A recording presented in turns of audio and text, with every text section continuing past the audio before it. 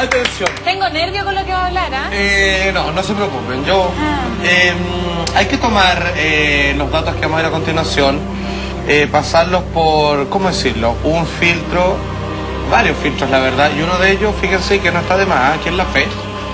Y obviamente pasarlo por una experiencia personal, un grado de conectividad personal respecto a cómo te han funcionado las cosas en tu vida.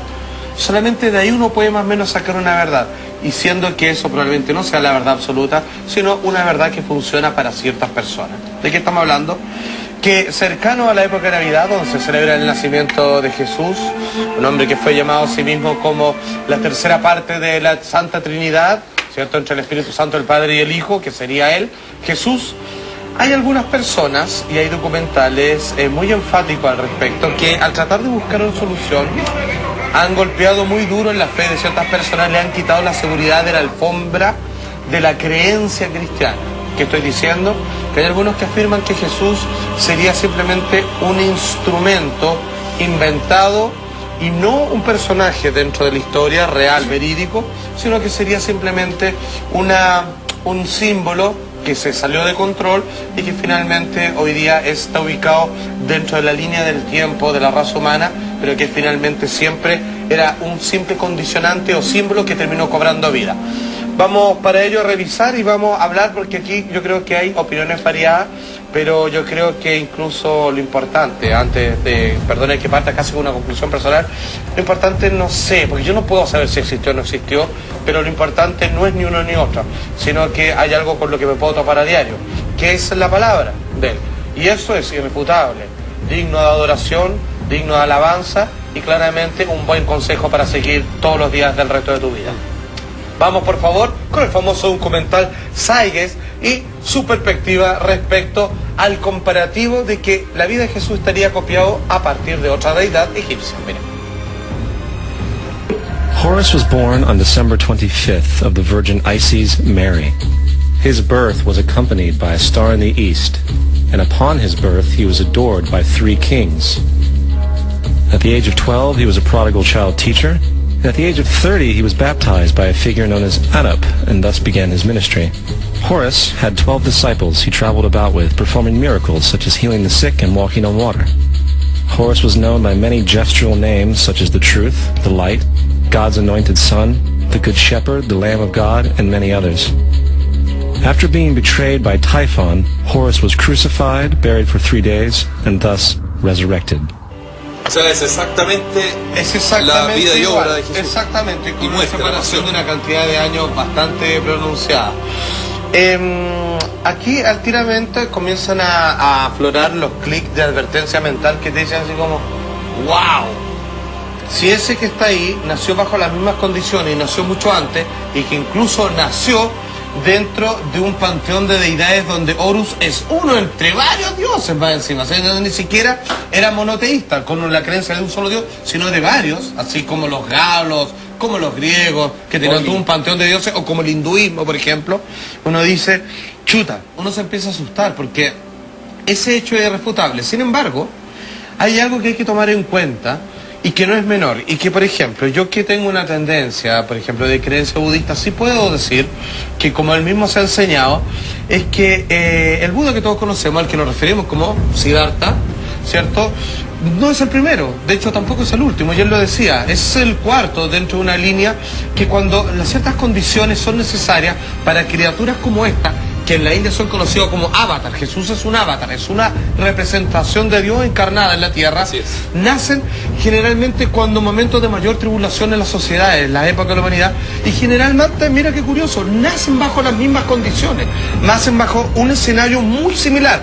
No es, se repite de alguna manera la película porque el mensaje y el escenario de necesidad de que estas personas nazcan es exactamente el mismo. O sea, ha llegado al mismo nivel de decadencia y es necesario entrar a reparar con estos representantes de la divinidad. Por lo tanto, a mí no me hace ruido y no me parece ni tan extraño de que no se tenga que decir que Jesús es una copia de Horus, sino que sencillamente puede ser una repetición a una necesidad, a un llamado, obviamente, y que a estos 2000 años que ya han sucedido prácticamente en su crucifixión, debiera venir otra llegada.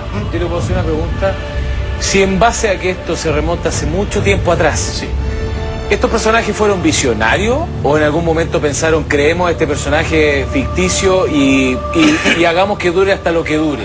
Bueno, existen dos teorías. Lo que estamos viendo en los documentales es que claramente fue creado por un grupo de personas, lo que plantea el documental, o fue que simplemente una creencia o un ritual pagano terminó adquiriendo tan fuerza. Es como si yo te hablara de algún mito chileno, no sé, pues el diablo que salta. La Quintrala. O la Quintrala, no sé, la Quintrala sí existió. Caleuche. Bueno, el caleuche. Que el caleuche efectivamente hay tantos datos, o el trauco que lo han visto tantos chilenos, que finalmente se le otorga un grado de realismo. un grado de realismo incuestionado respecto a cosas que nacieron como un mito popular para explicar otras. Pero atención, vamos a esta cita bíblica porque los comparativos no se detienen con la deidad de Horus. Mira, atención. Dice esto, está en Mateo 20:19, y le entregarán a los gentiles para que les escarnezcan, le azoten y le crucifiquen, mas al tercer día resucitará.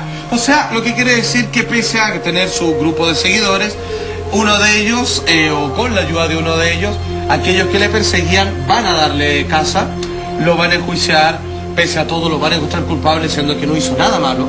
Solamente lo acusaron levemente de llamarse hijo de Dios, lo que era considerado una blasfemia, pero a pedido del pueblo, obviamente agitado por fariseos y todos otros malditos de la época.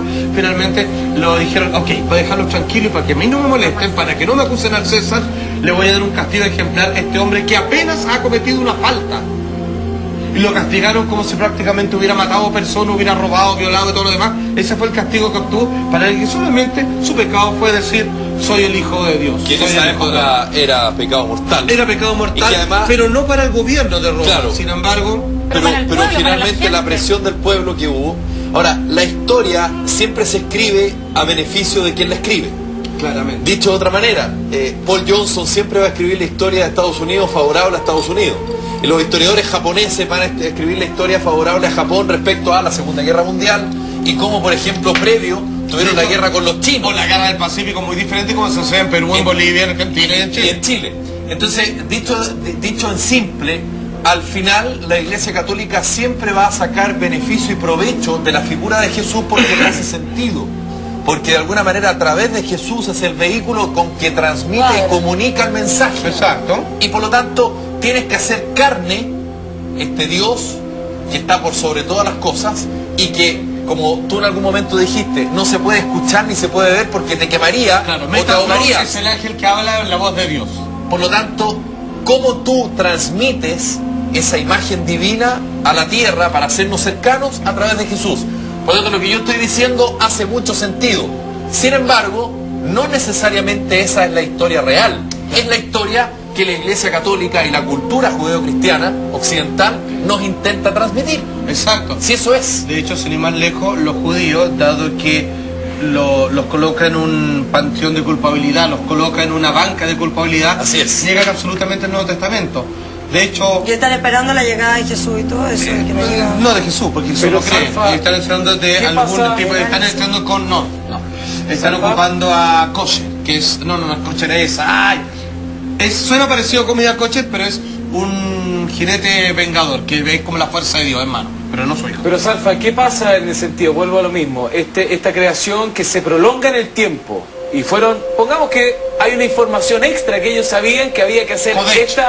esta simbología, había que hacer esta nomenclatura, hagan esta nomenclatura, un gallo así, carnifíquenlo así y tírenlo al mercado, como una marca. Pero Claro. ¿dónde está el cuestionamiento que nosotros podemos llegar a tener a decir, ¿sabéis qué? Realmente al pasar de los tiempos, la gente se ha ido cuestionando, pero igual hay algo que se llama fe, que ha prevalecido también, que es algo muy emocional del alma. Que en eso cree la gente, que cree en sí mismo, que cree que hay... Porque yo también creo... Claro, perdón, déjame cerrar. Entonces, porque te hace sentido Dame el un segundo. mensaje que entrega Pero Jesús. espérate. Porque Jesús fue Pero el que porque yo transmitió a también sus creo apóstoles que- continuar con lo Pero, que por significa favor, la Iglesia Católica. Mira, déjame por favor decir que yo creo que sí existe Jesús carnificado en la tierra, pero sí creo que el que lo potencia es uno, a través de la fe de lo que uno puede tener. Desde un buen obrar, desde un buen cuestionamiento de lo que tú te podías hacer. Es una cosa de sentir, no solamente que aparezca una cara nomás. Fíjate que, por ejemplo, estamos viendo la imagen, Jesús de Nazaret de Franco Zeffirelli. Bueno, ese Jesús ya está establecido a través de La pintura investigaciones científicas.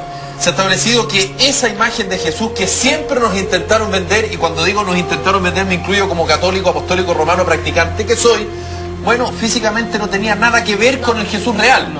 El Jesús real era de piel más oscura, más bajo, más cabezón, pelo crespo no largo, una barba mucho más tupida, la nariz no como la de ese Jesús que más que Jesús parece modelo, y ojos azules ni hablar. Entonces, claro, tú me puedes decir, es que es la manera de representar al Hijo de Dios en la tierra. Claro, pero me lo estás mostrando de una manera física muy distinta a lo real. Pero importa cómo sea. Pero la gran pregunta es al revés, claro.